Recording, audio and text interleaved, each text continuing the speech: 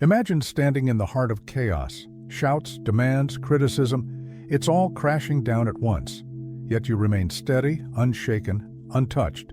Sounds impossible? It's not. Neuroscience shows our emotions don't stem from what's happening around us, but from how we interpret it. That's why two people can face the same issue and react in wildly different ways. The key is inner control, and it's something you can build. You're navigating a normal day, everything's fine. Then someone cuts you off in traffic without signaling. Your pulse races, anger flares, or your boss calls you out in front of colleagues. Mood sinks, focus vanishes. These moments are constant, but why do they hit so hard? It's not the event itself, it's how you process it. Harvard research reveals that up to 90% of our emotional reactions are automatic, driven by unconscious mental patterns. What you feel isn't just about others, it's about how your brain has been wired to respond. Take this example. Two people hear, "You're not trying hard enough." One listens, reflects, and looks for ways to improve. The other gets defensive, feels attacked, and fumes all day. The words didn't change, their perceptions did. Why? We carry a backlog of fears, insecurities, and expectations like buttons primed to be pushed. But those buttons can be rewired. The first step is realizing your reaction comes from within, not from the outside. That clarity puts you back in the driver's seat. The autopilot of emotions. Our emotions often run on autopilot. The brain builds patterns to save energy, storing past experiences, tying them to feelings, and triggering quick responses. The catch? Many of these patterns formed without our input. If you grew up under constant criticism, your brain might have tagged criticism as a threat. Now, when a colleague points out a mistake, even kindly, you tense up as if under attack. Muscles tighten, breathing quickens, thoughts scramble. It's not a choice, it's a reflex. Neuroscience backs this up. The brain is wired to prioritize negativity. A New York University study found the limbic system, which handles emotions, reacts to negative stimuli 6 times more strongly than to positive ones. That's why one harsh comment can drown out 10 compliments. Even wilder, the brain might treat a new situation like an old threat, even if they're unrelated. This is emotional conditioning, pure biology, not exaggeration. The good news? You can reprogram these patterns. Start by noticing when you're reacting on autopilot, taking back control. Knowing your reactions are often automatic, you can learn to interrupt them. The secret is a conscious pause. When something rattles you, your instinct is to fire back instantly. But there's a tiny gap between the trigger and your reaction. Catch it, and you gain power, not over the situation, but over how you navigate it. A real-life case. A manager used to snap at criticism during meetings until he adopted a 5-second rule. When irritation hit, he'd take a deep breath and count to 5 before speaking. Those seconds shifted his brain from impulsive to rational mode. The team's vibe improved, and he was seen as more composed. Science supports this. A study in emotion found that regular pauses cut emotional impulsivity and boost decision-making under pressure. Another trick is changing your physical state. About to lose it? Stand up, step out, sip some water. It's not weakness, it's a tactic to break the automatic cycle. These small shifts rewire your brain. The more you practice, the easier it is to choose deliberate responses. What triggers reveal? Every intense emotion has a trigger, often rooted in the past. These are like old wounds, waiting for a chance to resurface. They flare when someone hits a sore spot. Picture someone who, as a kid, craved parental approval.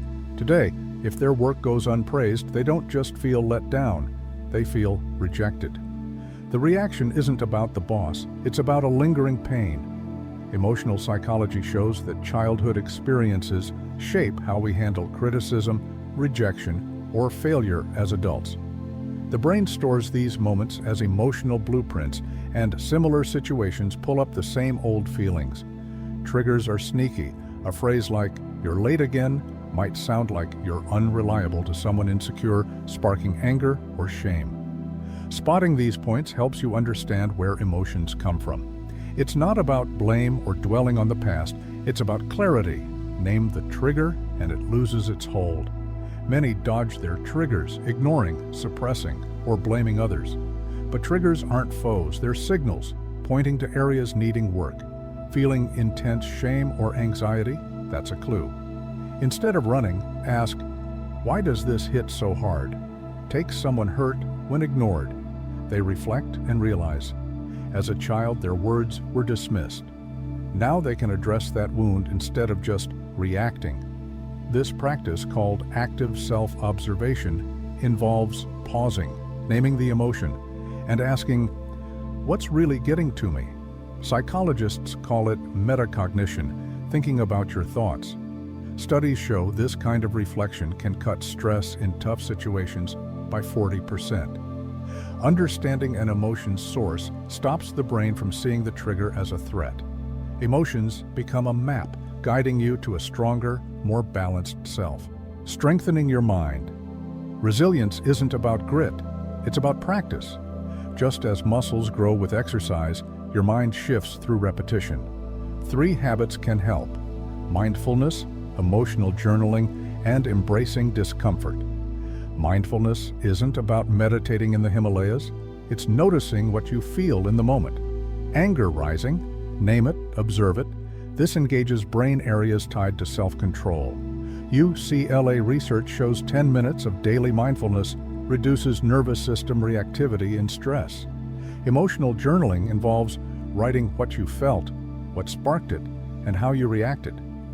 Over time, you'll spot hidden patterns, predict triggers, and steer your responses. Embracing discomfort means small, deliberate challenges. Speak publicly, say no when you'd usually agree, or take criticism without defending. The more you face what unsettles you, the less it phases your brain. A marketer terrified of feedback started seeking it out. Within a month, her anxiety dropped, not because criticism stopped, but because her mind stopped fearing it. These habits reshape how you engage with the world. You can start with just a few minutes a day. The strength of neutrality. Neutrality isn't apathy, it's separating an event from the story you attach to it. Criticism, conflict, mistakes, most aren't personal, they're just facts, but we see them as attacks. Example, 2 people get a text, we need to talk. One panics, assuming they've messed up. The other replies, cool, when? The message is neutral, the emotions aren't. Cognitive psychology explains why. The brain leans negative, treating ambiguity as a threat. It's evolutionary, but it trips us up. Neutrality is a clear lens. You see reality, not assumptions. This lowers tension and sharpens choices. Top athletes master this. A missed shot or taunt doesn't derail them because emotions cloud focus. It's strategy, not numbness. Get criticized? Instead of, they're out to get me, ask, is there truth here? The answer might sting, but it's honest. This keeps issues in check and stops emotions from running the show. Releasing the need to control. Many try to control everything. What others think, how things unfold, where every choice leads. But gripping what's beyond your reach breeds anxiety. Truth is, most of life isn't fully yours to steer. Others' actions, workplace changes, opinions, surprises. One thing is yours, how you respond. A Stanford study found that those who embrace uncertainty stress less and are emotionally tougher. They're not passive. They focus energy where it counts.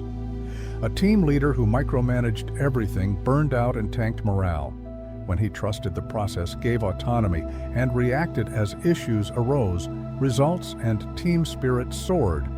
Letting go isn't quitting. It's acting with purpose, doing your part, and accepting what's not yours to fix. This frees you and builds flexibility. The irony? Less control means more influence. People respond better, outcomes improve, and your mind clears for what matters. Reaction versus response. Real change starts when you stop being a puppet to emotions and choose your actions. A reaction is an impulse, letting feelings take the wheel. A response is a pause, awareness, and a deliberate choice. Example, a rude email from a colleague. A reaction is snapping back. A response is waiting, thinking, and replying calmly to solve the issue without drama. It takes discipline, but gets easier. Psychological science research shows that those who practice emotional distancing, observing thoughts before acting, regret decisions less. A key tool is the strategic pause. Emotion surging? Breathe, step away, or jot down your thoughts and review them. This creates space for clarity. With practice, emotions lose their grip and you live more evenly. Bonus, your calm shifts how others react. The world starts matching your rhythm. Your example changes everything. Change how you respond, and the world adjusts. Stable people inspire trust.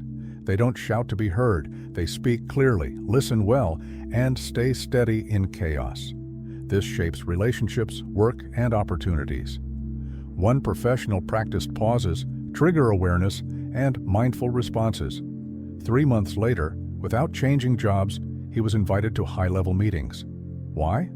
Leaders saw him as reliable under pressure. Reliability earns respect. There's a term, emotional contagion. Studies show your mood ripples outward. Calm spreads calm. If you're unshakable, it lifts those around you. When you stop chasing approval, your voice carries more weight. Live by your values, and you spark a chain reaction, inspiring others through your example. The unshakable mind. Being unshakable isn't about being cold, it's about stability. It transforms how you move through the world. Your actions become intentional, grounded, clear. If this resonates, know this. The work is internal, but the impact is external. You don't need to tame the chaos, just master yourself. Everything else will align with your new rhythm. This is just the start. If you want to support the channel, consider joining our membership club. It helps us keep creating and you get exclusive content. Another way is hitting the thanks button below the video. Every bit of support matters and fuels our work. If you're ready to dig deeper into self-discovery and how the mind works, click the next video. It's already on your screen. See you there!